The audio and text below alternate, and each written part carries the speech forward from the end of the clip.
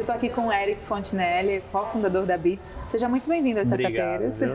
O que é a Beats no mercado, Eric? Então, a Beats hoje ocupa a posição de primeiro lugar ali como empresa de legal design, né? Então, a gente se tornou líder em pouco tempo desse ramo específico aqui no Brasil. Ainda não é muito difundido, né? Então, está mais difundido entre os advogados, mas aos poucos a gente está começando também a abrir para outros mercados também. Legal design traz soluções para essa área jurídica e acessibilidade também para pessoas que não tenham muito conhecimento jurídico, saber jurídico. Como é que a gente olha também para as facilidades que esse método, que essa entrada traz para o público? Então, é exatamente isso que você falou. Então, hoje, se eu der um contrato para uma pessoa leiga, ela não vai entender nada, um ato societário, e a gente fala leigo, não é que tem baixa escolaridade, é qualquer pessoa não formada em direito. Sim. Então, pode ser presidente de uma empresa, uma conselheira, ou até no chão de fábrica, as pessoas não conseguem entender isso. Por isso que a gente vai utilizar aquela velha máxima, né? Então, não entender o que é que eu desenhe, é isso que a gente faz. Então, a gente vai usar esses artifícios para traduzir uma informação extremamente técnica para que qualquer pessoa consiga entender. E é esse o propósito, né? Tornar os documentos acessíveis para as pessoas. Legal. E de que forma a tecnologia está inserida também nesse processo? Direto e indiretamente? Então, a princípio não existia, né? Então, hoje a gente é a única empresa no mundo, a empresa de legal design, né? Que tem uma tecnologia para isso. Então, a gente enxerga esse mercado em 3 fases. Uma primeira, onde ninguém sabia que isso existia, então só se falava sobre. Um segundo momento, onde a gente presta esse serviço. E hoje a gente é a única empresa que está nesse terceiro momento, que é o que você mencionou, tecnologia. Legal. Então, a gente criou um software para que as pessoas consigam fazer isso. Porque o advogado está mais na parte de texto e não talvez nessa parte de design. Então, eles acham mais difícil. E a gente criou uma plataforma que é amigável para os advogados criarem essas estruturas de design nos documentos. Ah, que legal, facilitando a vida, né? Exato. Então, assim como fizeram Canva lá para marketing, para design, a gente fez isso para os advogados, né? Legal, legal, comparativo, só para a gente ter uma noção realmente da viabilidade, da funcionalidade também. Quem são os colaboradores da Beats? Como a gente olha para dentro da empresa? Então, hoje a gente nasceu digital, né? A gente nasceu 3 meses antes da pandemia. Então, abrimos a empresa 3 meses depois da pandemia. Então, não tinha nem como estar próximo. A gente nasceu digital, hoje são 20 pessoas espalhadas pelo Brasil inteiro. Grande parte da equipe começou muito no Nordeste, aos poucos foi indo mais para São Paulo. Hoje a gente tem Centro-Oeste, Sul, Nordeste, tudo que é lugar.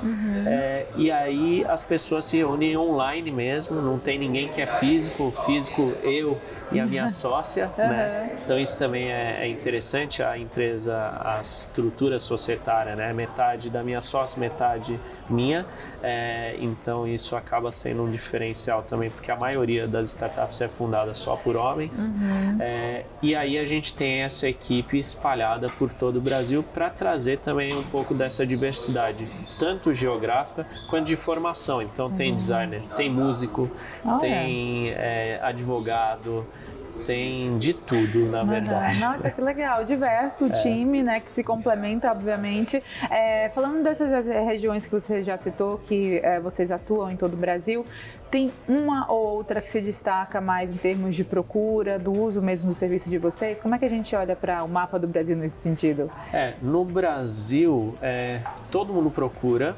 Em termos de volume, como a maioria das empresas está localizada no eixo sudeste, a gente atua muito no sudeste. Quando a gente olha para escritório de advocacia, aí é Brasil inteiro. Legal. A gente já atendeu cliente fora também do país, então a gente tem um ou outro que vem de fora. E aí o software acaba fugindo ali do serviço, então aí é qualquer um também que consegue utilizar. E as demandas para a procura do direito em específico, das questões lá que vocês disponibilizam para acessibilidade e para o conhecimento, é de alguma área do direito mais específico ou não? Também é diverso? Hoje a gente atua muito com empresas, então geralmente está no âmbito empresarial, é contrato societário, compliance compliance muito forte, né? Então, políticas internas, mas é qualquer documento. Quando a gente olha para o contencioso também, as peças processuais, porque os advogados querem explicar para o juiz aquela questão e garantir que ele entendeu. Sim. Então, também muito dentro disso.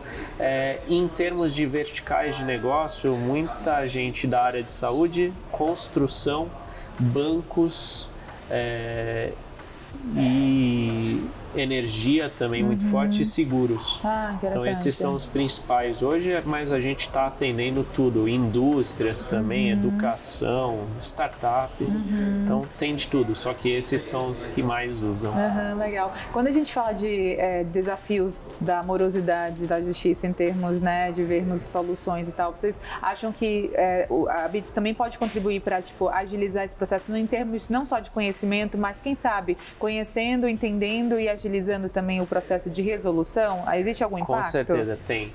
Isso que a gente fala, tem muita gente lá no início que não conhecia o legal design e falava, é fazer documento bonitinho. Então, não é essa a ideia, né? Isso acaba sendo um efeito colateral. O principal é os efeitos que a gente gera no documento. Então, tem uma juíza chamada Aline Tomás, ela reduziu em 30% o tempo médio de duração dos processos que correm com ela. Então, um mega efeito. E ela reduziu mais ou menos 45% da recorribilidade da sentença dela.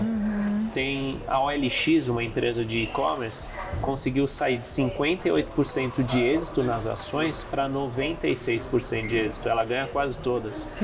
Então, tem efeitos muito tangíveis quando a gente usa isso, né? E essas empresas, ou essas varas, ou essas juízas ou juízes conseguiram esses resultados, né? Figura do investidor, funciona da mesma maneira num tipo de startup ligada ao legal design ou se difere de alguma maneira também? Então, quando a gente olha para as verticais, né, então legal, né, jurídico, nunca foi uma tese tão atrativa, só que agora quando está chegando mais essa questão de inteligência artificial, agora todos os investidores começam a olhar mais. Então, antes não tinha tanto capital disponível para isso, agora começa mais forte. Legal. Fora isso, o resto é normal. A gente tem investidores, a gente já captou perto de 2 milhões e a gente está com uma rodada agora rolando. Então, a gente espera que esse mercado tenha cada vez mais. Dentro do setor de legal design, eu acho que só 2 empresas captaram com investidores, a nossa e uma outra. Então a gente vê isso também como uma vantagem competitiva nossa. Não, com certeza. Quando a gente olha para fora, existe algum país que tem também esse tipo de demanda? Como é que funciona o mercado? E se a gente tem algum tipo de comparação Brasil para com esse outro país ou região? Como é que a gente faz? Hoje a gente olha muito o que está acontecendo no mercado. Surgiu em 2013 lá em Stanford, nos Estados Unidos, né, o termo legal design, mas isso é discutido pelo mundo inteiro durante muitos anos. Em termos de país, quem que é mais forte? Tem muita gente forte na Holanda e na Finlândia. Além disso, a gente vê movimentos muito bem estruturados na França, tem uma muito forte na Colômbia também. Então esses são os principais países hoje. Tem alguns casos muito famosos também na África do Sul, etc. Mas esses são os principais. A gente vê que as barreiras começam a ser rompidas cada vez mais, né? Porque a tecnologia vem realmente para aproximar os mundos, literalmente, e trazer também soluções legais nesse sentido da busca jurídica. Principais desafios que você encontrou até aqui, como você visualiza médio, longo prazo, até curto mesmo, com todos esses avanços que são tão rápidos, né? A gente, voltando àquela sua pergunta anterior, né? Uma dificuldade era achar investidor que fosse focado para a área jurídica, então isso foi uma dificuldade, hoje está melhorando. Eu acho que tem um desafio técnico em termos de tecnologia aí, então como que a gente pode introduzir uma tecnologia nesse segmento que hoje é basicamente voltado para serviço, então como a gente é a primeira tecnologia, a gente não tem muito em quem se espelhar dentro dessa área, então a gente está sempre buscando gente de fora da área jurídica para ter como referência. Então acho que essas são as principais e agora é a gente romper algumas barreiras em termos de mercado. Então até agora jurídico e a gente consegue ir para outras áreas também. Então qualquer área que faz regulamentos, políticas ou manuais de instrução. E aí essas pessoas começarem a olhar mais para essa experiência de quem está lendo esses documentos, que hoje infelizmente é péssima, né? A gente, pois é, né? Diga-se de passagem. Agora, Eric, a gente fala de um B2C, talvez, ou não tem enquadramento nesse sentido, porque depende muito da outra ponta que recebe? É o consumidor mesmo, B2B, B2C? O nosso é muito voltado para o B2B, cai no B2C porque ele é que está lendo esse documento, mas quem consome nosso produto é o B2B, né? A empresa. Só que essa empresa está destinando esse documento para o final ali, né? Que é o consumidor final. Entendi. Em termos de o que temos hoje no governo, apreciações, enfim, esferas de poder mesmo, principalmente judiciário, ou até legislativo em termos de criação de lei, como é que a gente olha para a figura governamental nesse sentido do legal design, das legal techs, por exemplo? Legal. O governo agora tem uma posição de utilizar linguagem simples na própria legislação, no trato com os cidadãos. Então isso começou a virar uma diretiva. Até em nível global saiu agora uma ISO, né? Uma regra ISO para linguagem simples no geral. Então isso fortalece muito o nosso mercado. A gente tem sido procurado pelos tribunais para ajudar nesse sentido e até pelos legisladores. Então, algumas agências regulatórias têm buscado a gente para simplificar as normas, por exemplo. Então, parte de um ponto das pessoas entenderem seus direitos e obrigações. Sim. E é isso que a gente quer no final. Mudar a forma como as pessoas fazem e leem documentos. Então, com o governo agora aderindo a isso, facilita muito. Não, com certeza. O juridiquês, né? Que às vezes afasta muito o universo do direito, que já é complexo no sentido principalmente teórico, ainda mais prático também. Mas enfim, e ainda mais, né? Tipo, realmente rompendo essas barreiras para dar essa possibilidade de entendimento. Quando a gente fala de ESG, de alguma maneira essas métricas também conversam com a BITS? Muito. A gente, desde o começo, a gente trabalhava com relatório de ESG, então, e assim, sendo bem sincero, às vezes parte mais da gente do que o mercado realmente querer isso. Mas a gente tem isso intrínseco nosso, então, avaliar a questão de diversidade interna, se as pessoas de fato têm acesso à informação ou as obrigações delas, avaliar o impacto que a gente tem. Então a gente faz esses relatórios periodicamente, a cada 6 meses, e não só isso, a gente está ajudando as empresas a fazerem isso. Então tem um caso que a gente pode mencionar que é bem legal, 2 na verdade, onde a gente teve um impacto focado em ESG, com algumas comunidades indígenas.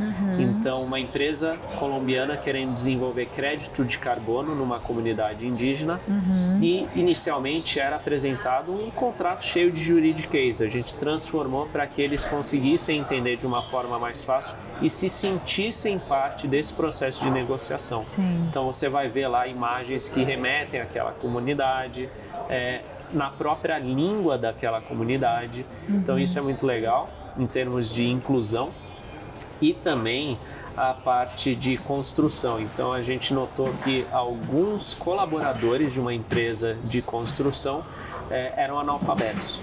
E aí essas pessoas estavam assinando um contrato sem saber o que estava escrito lá porque eram analfabetos, eles não conseguem ler. Então a gente colocou um botão no contrato para que eles pudessem ouvir o contrato e imagens para que eles localizassem a informação e entendessem de uma forma resumida sobre o que se tratava aquela cláusula do contrato de trabalho. Não, é muito importante. Então, o S do social super apreciado nesse sentido, né? Exato. Em termos de governança, como você, como líder mesmo, olha para essa questão de tipo liderar pelo exemplo e também pela aproximação, essa liderança mais horizontal, que eu acho que também é um pouco do DNA das startups, né? Sim, total. Eu gosto dessa questão de liderar pelo exemplo, mas também muito focado em autonomia. Então, a gente delega as funções para cada área e aí, basicamente, eu não vou ficar ali apitando toda hora. Cada um é autônomo, então cada um resolve a sua área. Então a gente tem esse senso de pertencimento e de dono dentro da empresa, e aí as pessoas conseguem executar, eu não preciso fazer microgerenciamento, né? Como era o formato anterior de grandes empresas, né? Autogestão. Né? Autogestão. Então isso é muito legal. A gente tem esferas de governança, né? Então a gente faz reuniões semanais, diárias e mensais ou semestrais sobre determinadas coisas, envolve os investidores, também faz relatórios. Então a gente tem um nível de governança também bem estruturado, similar ao que você vai encontrar em grandes empresas. Legal. Olha, daqui a pouco eu vou querer saber sobre a questão ambiental, sustentabilidade, porque a gente também tem um direito ambiental no radar. E, enfim, também como acessar, como conseguir falar com vocês, seja site, aplicativo. Tudo isso já. Continua por aqui. Na volta o Eric conta pra você sobre a Bates. Fica por aqui.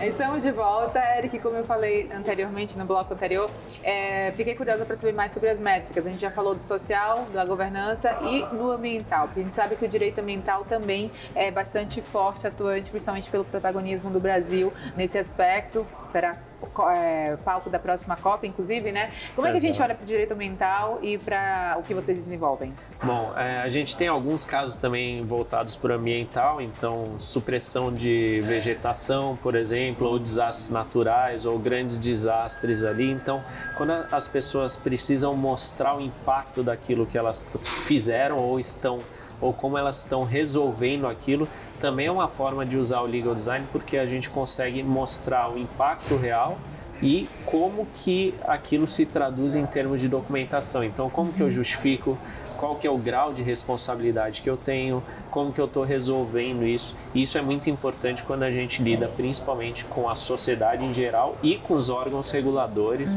ou o pessoal que vai sancionar algumas coisas. Então, acho que isso é importante, trazer a informação da melhor maneira possível, porque aí são questões muito delicadas. E aí é onde o legal design consegue ajudar muito também. Legal. Em termos de avanços tecnológicos, a gente já citou um pouco também anteriormente sobre, né, como a tecnologia transita nessa área, inteligência artificial e também a questão da LGPD. Como é que a gente olha também para esses dois pontos, por exemplo? Legal. Como a gente lida com muitos documentos, né, e aí tem informações sensíveis, a gente toma muito cuidado com como a gente vai criar um algoritmo que resolve alguns problemas de legal design.